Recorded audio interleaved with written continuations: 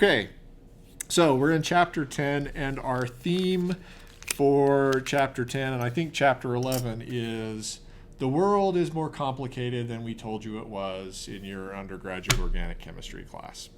And so I don't want to... Yeah, it's the whole semester. The world is more complicated than you thought. So we're going to talk about reactions that you already know. I'm going to try to spend not a lot of time on stuff that you already know, but focus on sort of the details that we omitted in when you first learned this stuff. So our first reaction that we'll talk about is addition to alkenes with halogens. So the classic mechanism, I'm talking about like alkene bromination. So the mechanism that you probably have been taught was you have this alkene and you have bromine. You have attack on the bromine sigma star by the pi electrons, by the pi orbital, and then the bromine bond breaks. But at the same time, lone pairs on the bromine come back and attack the other carbon. And you get what's called a bromonium ion, or I guess more generally a halonium ion intermediate, three-membered ring with bromine. But remember, the bromine carbon bond is pretty long, so that relieves some of the strain issues. Sometimes people will call this a sigma complex. I don't know why. But that was in your text, so I thought I would say it so that you can know that I look at it occasionally. And then you get backside attack to open up the three-membered ring.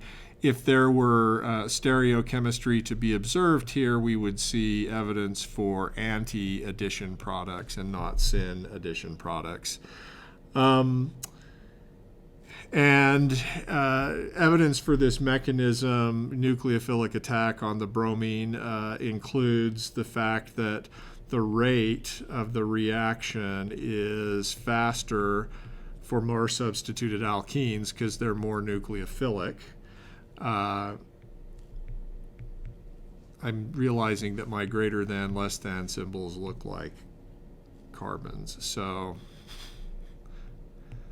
And you can go down in substitution pattern till you get to ethylene. But the reaction's faster the more alkyl groups you have, because those more substituted alkenes are more electron rich due to the fact that alkyl groups donate electron density through sigma bonds to sp2 hybridized carbons, because sp3 carbons are less electronegative than sp2. But the other reason is, as we learned in our group MO theories, these methyl groups have pi-type bonding orbitals that can overlap with the pi star and make it more reactive. Another evidence, or rather another piece of evidence for this mechanism is kinetic isotope effects. So if you compare cyclohexene versus per-deuterocyclohexene, I don't know why they decided to deuterate the snot out of this molecule. Maybe it was just easier that way.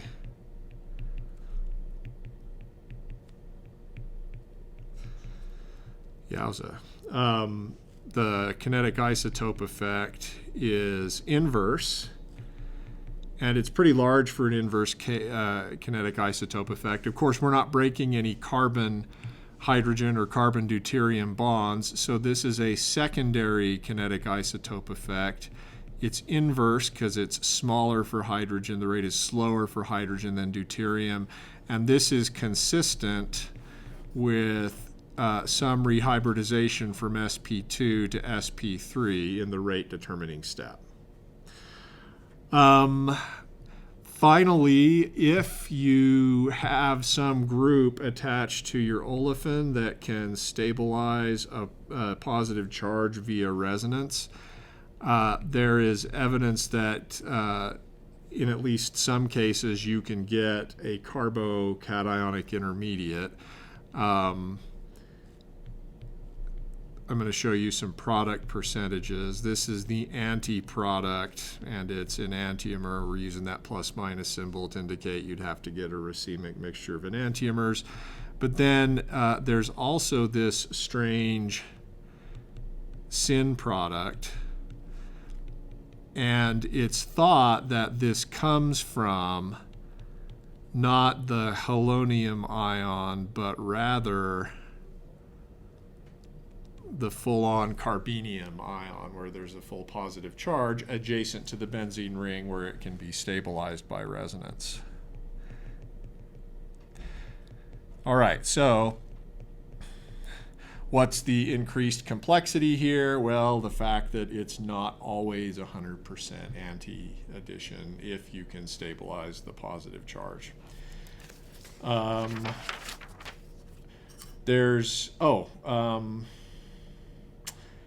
Your text mentions some evidence for a charge transfer complex that exists between the starting materials and the bromonium ion. I'm going to ignore that because mostly I don't understand it, but the evidence for that is a transient band in a UV vis spectrum as the reaction's proceeding. Questions so far? Yeah, so in the situation whereby we have the syn addition, Yeah. which will be most preferred?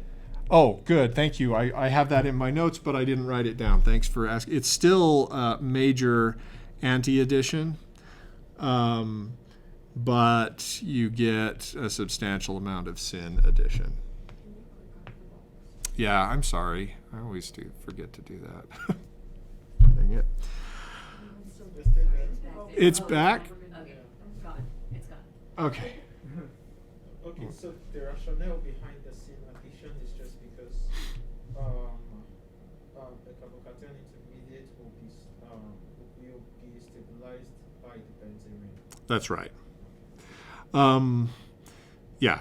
So that would make this part where the lone pair on the bromine comes back and attacks the other carbon less necessary because the positive charge is fine, or better at least, on that carbon where you can stabilize it by resonance.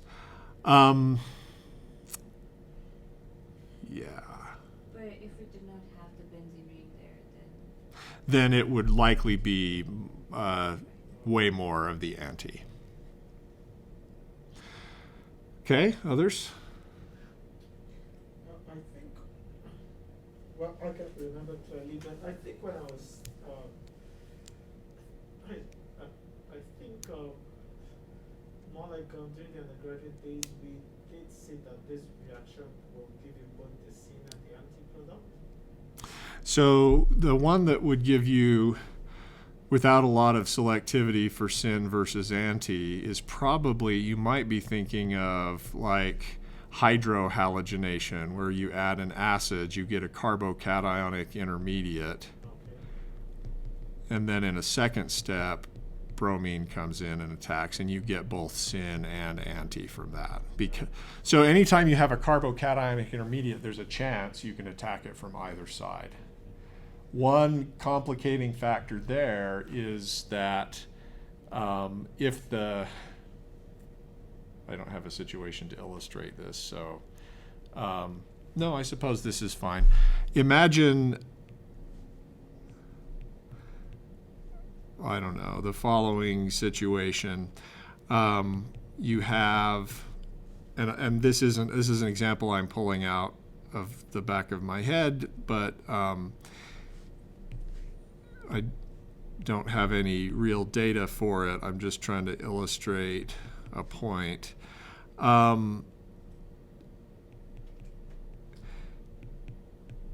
So you look at a planar carbocationic intermediate and you think, okay, the bromine ought to be able to attack from either side. And that's true if, as bromine's leaving, it goes away completely and then comes back in and has the choice of going above or below. If the solvent is such that it doesn't stabilize cations or anions very well, then this might remain together as an ion pair. And then there could be some preference for syn addition, because suppose we add the hydrogen from above, bromine's going to be on that face of the molecule, and if it rapidly recombines, then you might have some preference for syn addition. So things like solvent can affect that. There are some solvents, like nonpolar solvents, that don't stabilize anions very well or cations very well, and then you might see some preference for that, for syn versus anti. Okay. Let's talk kinetics. What is the rate law for this reaction? You'd probably figure that the first step is the rate determining step, because that's the one where you lead to the high energy positively charged intermediate, and going to a neutral product should be downhill. That seems to be true, but there is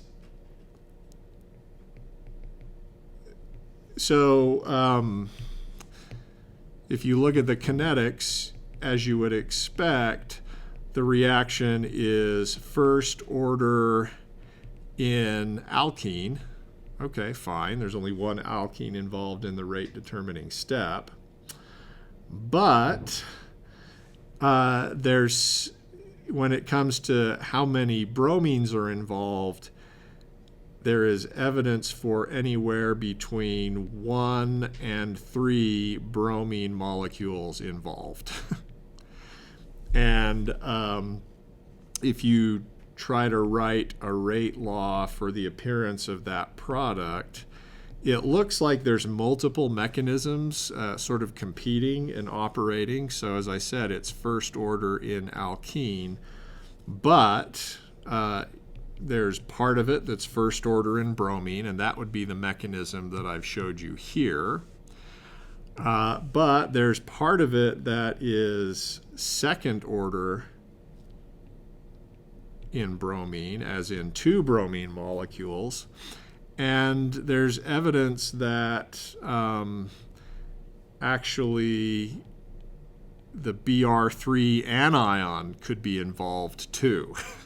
What the heck is that? That's Br and Br and another Br. This is a hypervalent bromine in the middle. Sorry. It's a hypervalent bromine in the middle, so it's got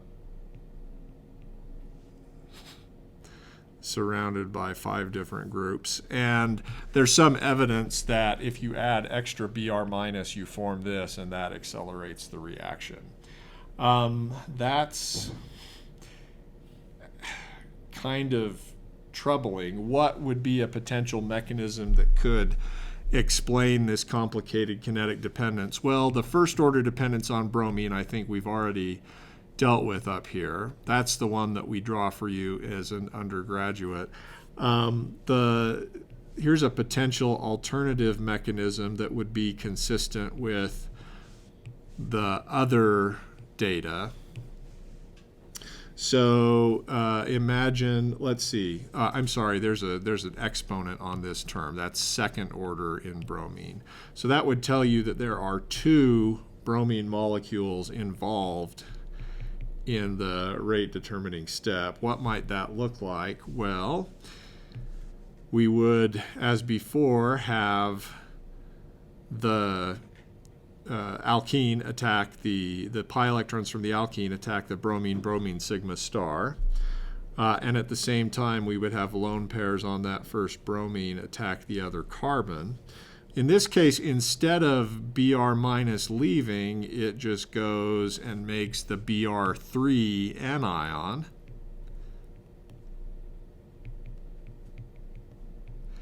And then it would be that Br3 anion with the hypervalent bromine that would come and then deliver a Br minus to the other side to give you your vicinal dibromide product. So, and we're not going to worry about deriving this rate law, why it should look like that. We're not going to worry about which of these two is the rate determining step, or are they both involved. Just know that it can be complicated, and there can be more than one bromine involved in the rate determining step. And we should talk about that a little bit.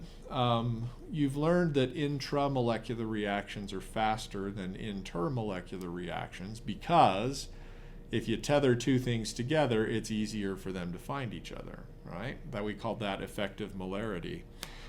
In contrast, it should take longer for two things that are separate to randomly bump into each other in solution, okay? The odds of three things coming together at exactly the right moment are probably really, really small.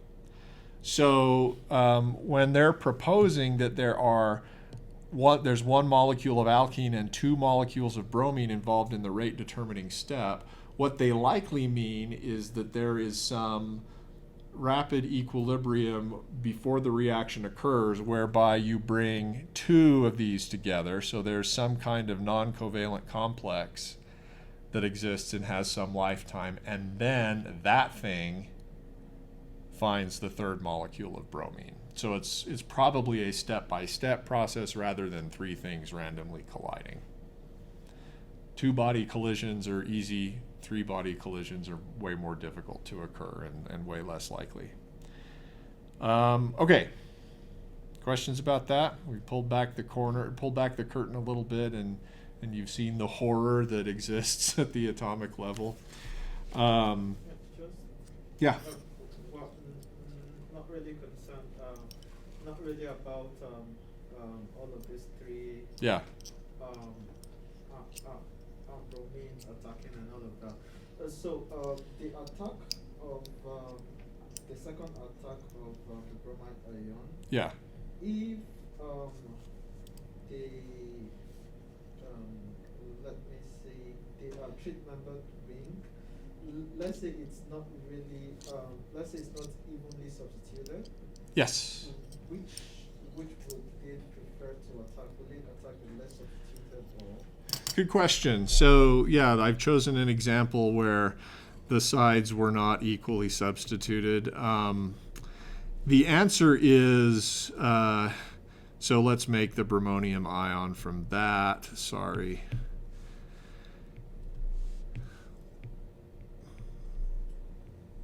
The answer is you really can't tell with just bromination because either one gets a bromine, you end up with the same product no matter what. So yeah, you're asking, do we attack the less substituted carbon or the more substituted carbon? You can't tell with that experiment, but if you do the reaction in a solvent that has some nucleophilic tendencies, in addition to getting the brominated product, you can also observe where the alcoholic solvent comes in and attacks. And in that case, you can observe regioselectivity. Oops, and that's not the right carbon. It's regioselective for the more substituted carbon. And the reason for that is because even though formal charge has that positive charge being on bromine, we know that these carbon-bromine bonds are long, and therefore there should be a substantial amount of partial positive charge, and more of it's going to be on the more substituted carbon. So this is analogous to epoxide opening under acidic conditions. The nucleophile will come in and attack the more substituted carbon. So likely, I mean, if you draw a mechanism for bromination, is it possible that Br minus comes in and attacks principally the more substituted carbon? That sounds good to me, though because you can't tell, I also can't fault you if you draw it the other way.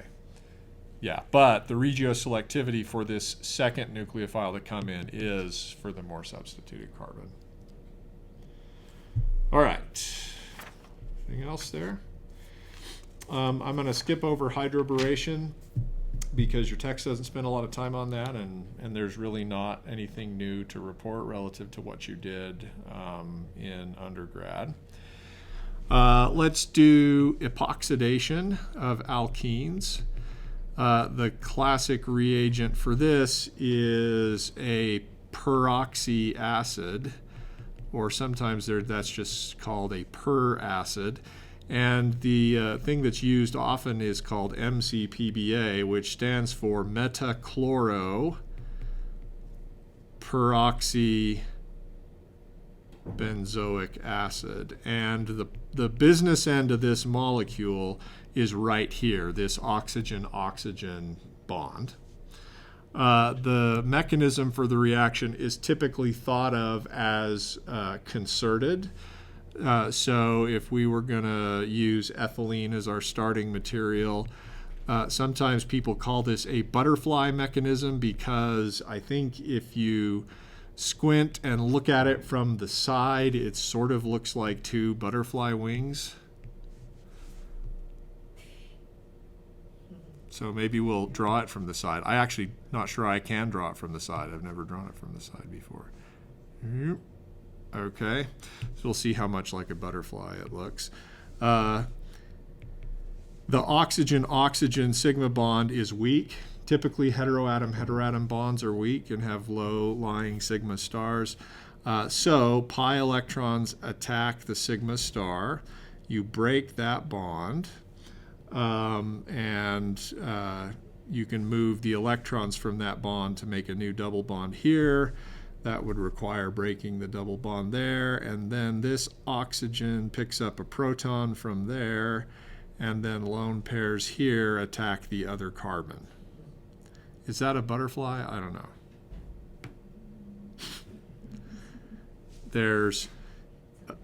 It's a mess. It's a messy butterfly. Yeah.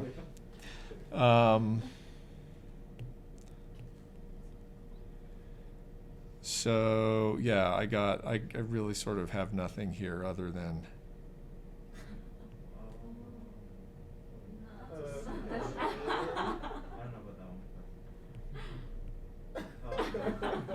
that's a stretch, isn't it? Okay. The point is, it's concerted. Look at the bonds that you're making, and understand that arrow pushing mechanism is a way of keeping track of electrons, and the arrows show you which bonds you make and which bonds you break. So I'll draw the products after so you can see where everything ends up, right? We made a new bond between oxygen and carbon by having pi electrons attack the oxygen. We broke the bond between these two oxygens. Those two oxygens used to be bonded to each other. They're no longer bonded to each other. We made another bond between oxygen and carbon by having these lone pairs attack the other carbon of your alkene. And then the rest is just needed the rest of the arrows are just needed to take care of this proton that was on this oxygen from our reagent. We make a new pi bond here. We break this pi bond. If we didn't, we'd have ourselves a carbon bonded to 5 things. And then this oxygen picks up the hydrogen from off this, the oxygen that gets transferred. You might ask the question, why does all of that stuff have to happen at once? We're not totally sure. Could you do it stepwise? Yes. I think the kinetic evidence, though, is that it's basically one step. Now, in the mechanism as I've shown it to you, it looks like we form the bonds between carbons A and B of our alkene or olefin at the same time. Of course, and to the same extent. It has to be that way here because it's ethylene, right? And the two carbons are identical. But if we do kind of what we did before with the bromination, let's say, a benzene ring here. And put some X group there. And yeah, here's our olefin. That's a styrene. Okay, and we can draw the transition state, and I'm gonna show you places where people have done kinetic isotope effect experiments. And then I'll show you what the transition state probably looks like.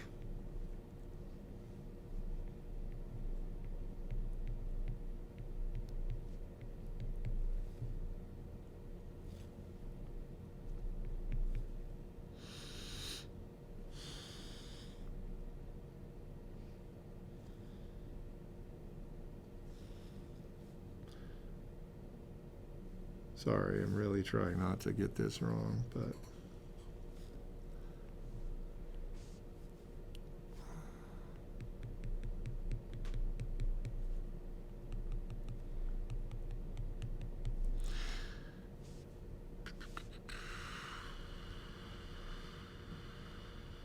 okay.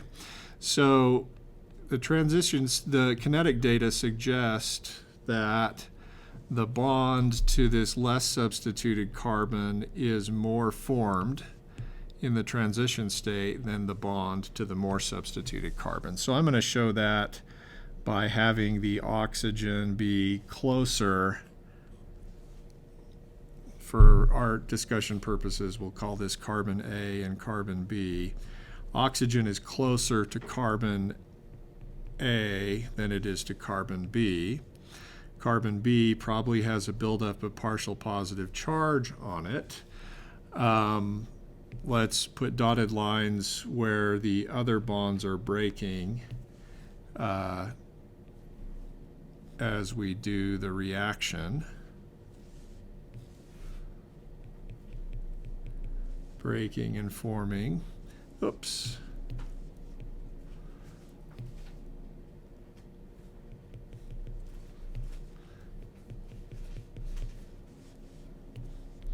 Sorry.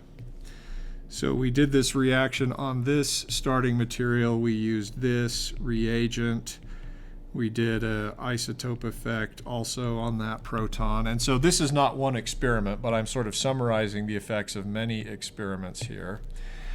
What's the evidence that this bond between the oxygen and carbon A is more formed in the transition state than this bond between oxygen and B? Well, if you look at the kinetic isotope effect on A, it's slower for this, for the pink proton. The kinetic isotope effect is, I'm really trying not to get this wrong, 0.082. And this is consistent with something that used to be sp2 hybridized becoming sp3 hybridized. That's an inverse secondary kinetic isotope effect. In contrast, there is basically no kinetic isotope effect for orange proton, which suggests this is still mostly sp2 in the transition state. Do you see how that would affect your conclusions? If this one is still mostly sp2, that means this bond is mostly not formed yet in the transition state. Whereas if the kinetic isotope effect for pink proton is 0.82, that suggests it's rehybridizing in the transition state, going from sp2 to sp3. That's consistent with bond formation there. Okay?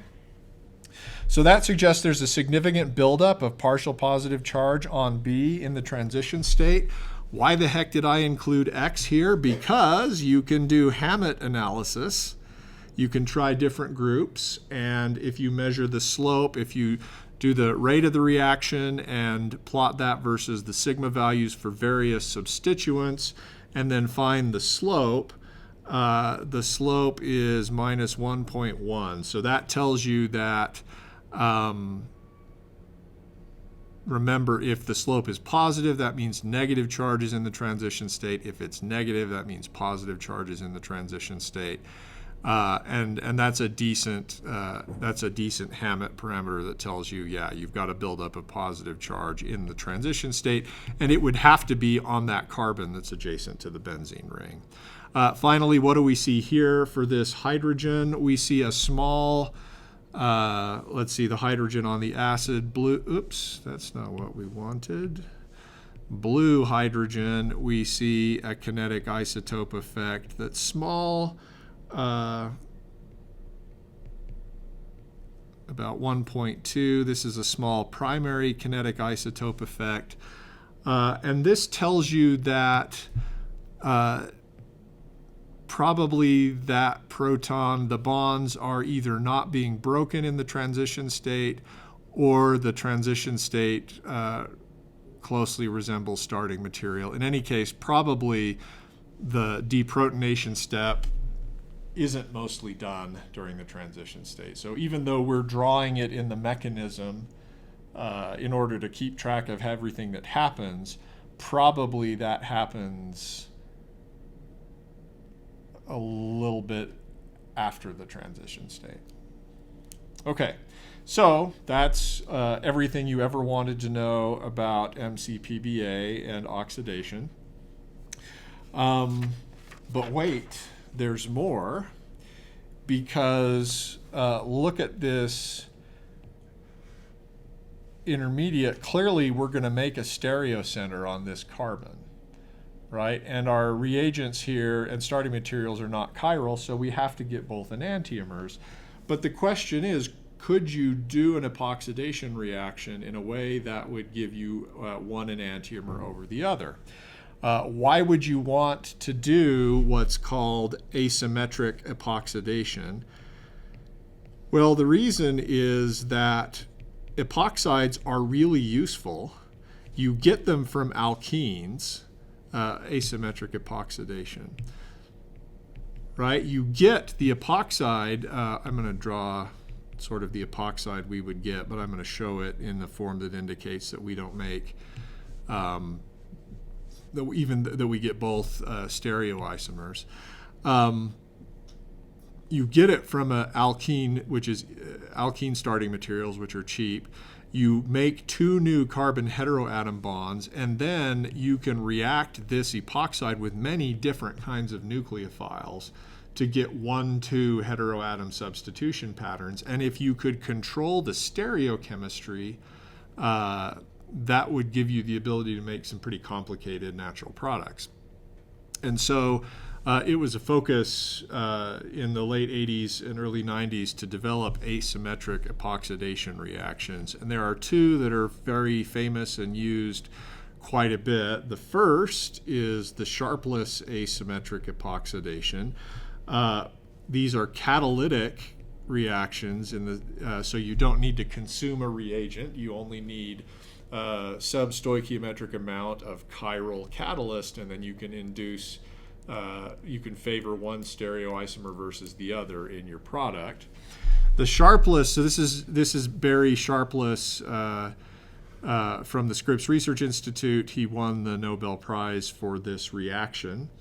And it involves a dimeric titanium species with bridging tartrate ligands. What is tartrate? Well, that's an ester of tartaric acid. Tartaric acid is readily available in nature in both of its enantiomeric forms, and it's easy to make the ester of tartaric acid. You can get it, one of the enantiomers you can get from grapes. There's I can't remember where the other comes from, but it's cheap and easy to get. All right. That's important because if we're going to use a catalyst, maybe we don't want to just get one. Maybe we don't want to always induce the formation of the R stereoisomer. Maybe we want to make the S. And so if you have both versions of the chiral ligand available and it's catalytic, you can switch the stereochemistry very easily. What does the catalyst look like? It's a little bit complicated. You've got two metals, but they're not directly bonded to each other. So you've got titanium at the +4 oxidation state. There are bridging ligands between the titanium metals. Sometimes when we draw catalysts and transition metal complexes, we stop putting formal charge on individual atoms. It's for reasons I don't understand, so I'm sorry. Rachel, you probably understand it, but I'm not there. All right. So let's see. I'm sorry that this is painful and kind of long. You have one tartrate ligand in front, and you have the stereoisomer where the ester group here is down, and then it's up here, and the carbonyl chelates the titanium. So these are sort of octahedral titanium complexes. And then back here you just have some generic alkoxide ligand.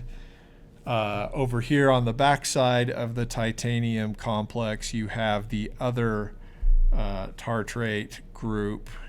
Again, one of the ester groups is down, the other is up. The one that is up chelates the titanium. You start this reaction with just regular old OR groups here, but the ligand exchange reaction is very fast. And the Sharpless asymmetric epoxidation substrate is an allylic alcohol. Substrate means the thing that this works on, by analogy to enzyme catalysis. So an allylic alcohol is a alcohol where the OH group is on an allylic carbon, the carbon adjacent to the vinyl carbon, which is the one involved in the double bond. And then you need an oxidant. That is, this is an oxidation reaction, right? Because you're going to go from this allylic alcohol, which has only one carbon heteroatom bond, to this epoxide, which now has 3 carbon heteroatom bonds. So it's an oxidation reaction. We need an oxidant. And that oxidant is some kind of organic peroxide. Again, like MCPBA, you've got this sort of weak oxygen-oxygen bond. All right, so through ligand exchange, the peroxy group ends up here. Sorry. And again, this is the electrophilic bond that's going to be broken.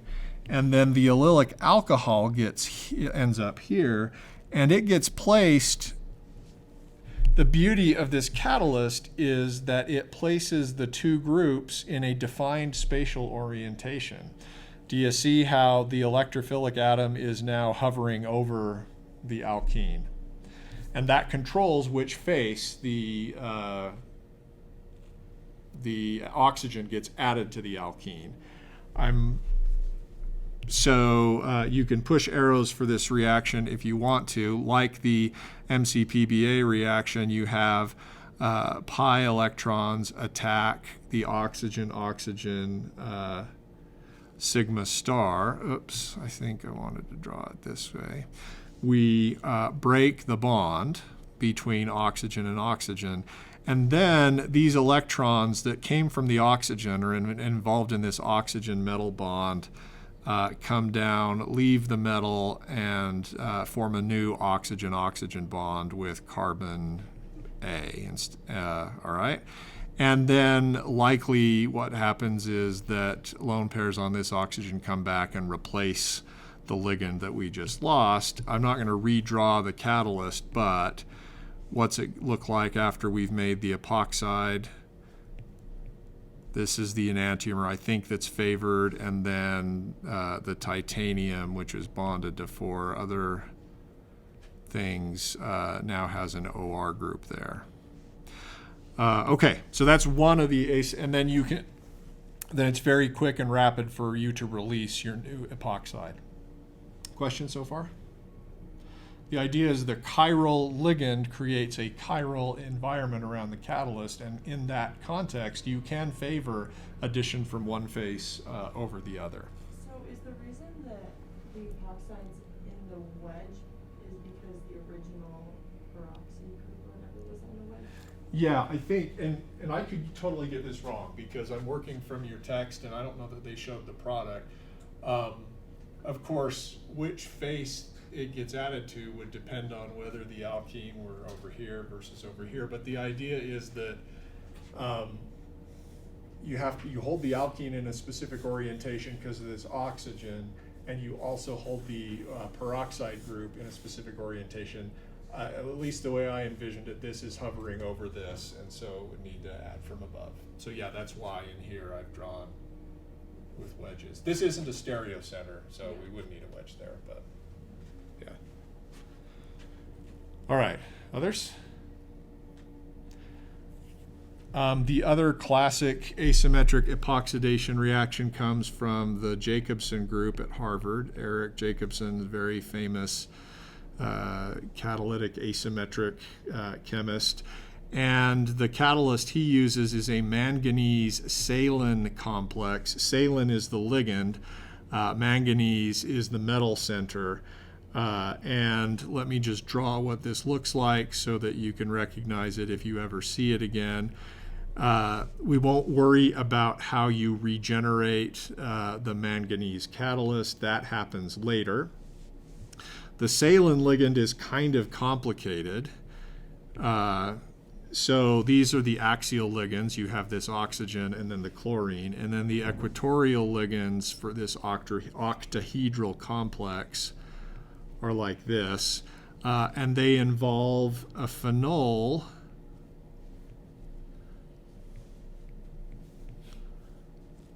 or there's some R group there, and then a T-butyl group here, a nitrogen here, and then an imine.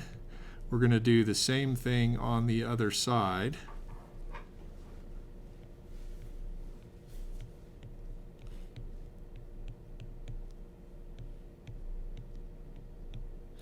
And then actually these nitrogens are going to be linked to each other, and they will also have stereo centers. All right, so you create a chiral environment, and the reactive group is this oxygen and that oxygen manganese bond. It's thought that the mechanism of this reaction, and I don't know actually a lot about substrate specificity, so I'm not exactly sure what your substrate has to be, whether it needs to be an aryl olefin or not. But for this particular example, there's evidence that it proceeds through a radical mechanism, whereby you take one electron from a manganese oxygen bond, and you make a new oxygen carbon bond with the carbon that is less able to support a radical intermediate. At this point, I'm going to just simplify dramatically this manganese-saline complex by using the letter L for ligand. The ligand is responsible for the asymmetric induction, but it's not involved in any of the electrons of the reaction. If you're following where the electrons have gone, we have one unpaired electron on the manganese. We made a new oxygen carbon bond, and in so doing we set the stereochemistry there. That's a new stereo center. And then we have the phenyl group and a radical there.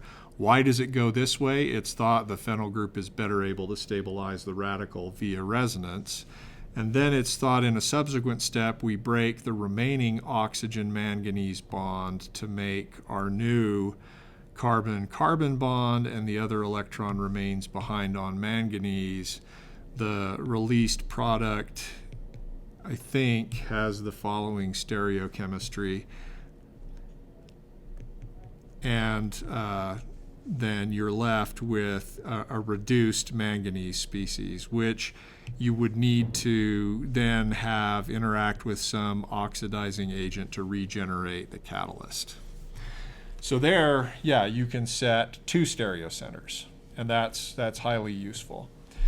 Okay, in terms of the evidence for this radical process, the alternative would have been well, actually the alternative we won't worry about. It's available in your text. They think alternatives are too sterically hindered. They did try to detect the radical using a substrate that could have rearranged if a radical was present. They did not observe any rearrangement, but the lack of evidence is not the same as positive evidence. And so it's just possible that this radical intermediate is not very long-lived. Okay, so that now is more than I ever knew about these two reactions, which you now know. Okay. I think in a lot of cases, trying to make a reaction, I don't know, and Rachel, you can tell me if this is not accurate, but I think in many cases, when people go to try to do catalysis, they first worry about making the reaction catalytic and not worry about any enantiomer induction. And then if they have a reaction where catalysis works really, really well, then they try to build in some enantiomer selectivity. Is that sort of how it goes? Based on my knowledge, because we just submitted a paper where we had our own catalyst and now we're focusing on enantiomer. Okay, yeah. And what that often involves is trying a bunch of ligands.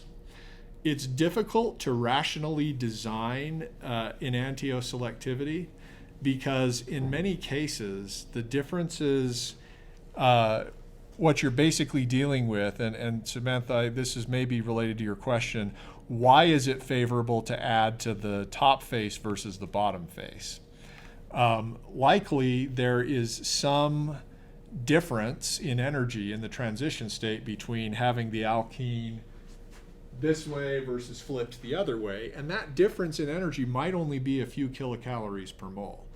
And so it might be difficult to design something to favor one particular orientation of one group by that small of an amount. It can be difficult to do. And so often, instead of trying to rationally design, people will just try a bunch of chiral ligands that are easy to get your hands on, and then you try something until you find something that works. So in a lot of cases, it's empirical. The other thing is that often with catalytic asymmetric types of reactions, you find something that works and gets high enantiomer selectivity, and then you worry about what the mechanism is. Often you don't care to know the mechanism unless the reaction works. And so it'll be once you have a reaction that works that you go in and do these deuterium isotope experiments. You do the Hammett types of experiments. You also do calculations to try to find the pathway that leads to the lowest energy transition state. Okay, so with that, I think we're going to move on to carbonyl chemistry. We'll talk about additions to carbonyls. We will learn that the Grignard reaction isn't as simple as you think it is. And we will learn the same for lithium aluminum hydride reduction. And then we'll move on to understanding diastereoselectivity in addition to ketones. So stay tuned.